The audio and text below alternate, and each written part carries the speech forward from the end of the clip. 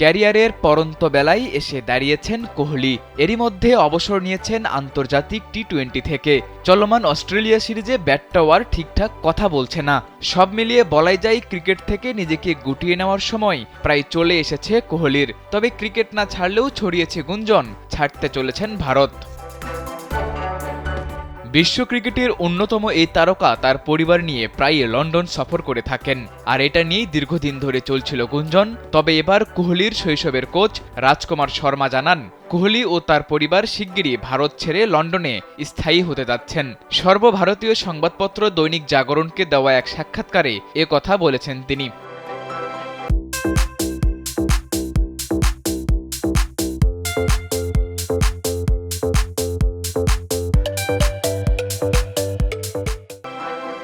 জানা গেছে, কোহলি ও আনুশকার লন্ডনে নিজস্ব বাড়ি আছে। সেখানেই সন্তানদের নিয়ে স্থায়ীভাবে বসবাসের চিন্তা করছেন কোহলি ও তার স্ত্রী আনুশকা শর্মা।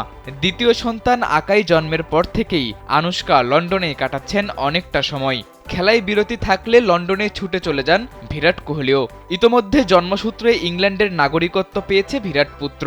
সে কারণেই ধারণা করা হচ্ছে এই দম্পতি খুব শিগগিরই স্থায়ীভাবে যুক্তরাজ্যে বসবাস শুরু করবেন। কোচ রাজকুমার শর্মা বিরাট কোহলির লন্ডনে স্থায়ী হওয়ার বিষয় জানানোর পাশাপাশি নিশ্চিত করেছেন, কোহলি এখনও ফিট এবং তার ক্রিকেট ক্যারিয়ার শেষ হওয়ার মতো সময় আসেনি। তিনি মনে করেন, কোহলি আগামী 5 বছরে আরও অনেক কীর্তি গড়বেন। কোহলির এই কোচ বিশ্বাস করেন 2027 সালে ওয়ানডে বিশ্বকাপে অংশ নেবেন বিরাট কোহলি। কোচের এই কথাই খুব স্পষ্টতই বোঝা যায় এখনই শেষ হচ্ছে না কোহলির ক্রিকেটীয় ক্যারিয়ার।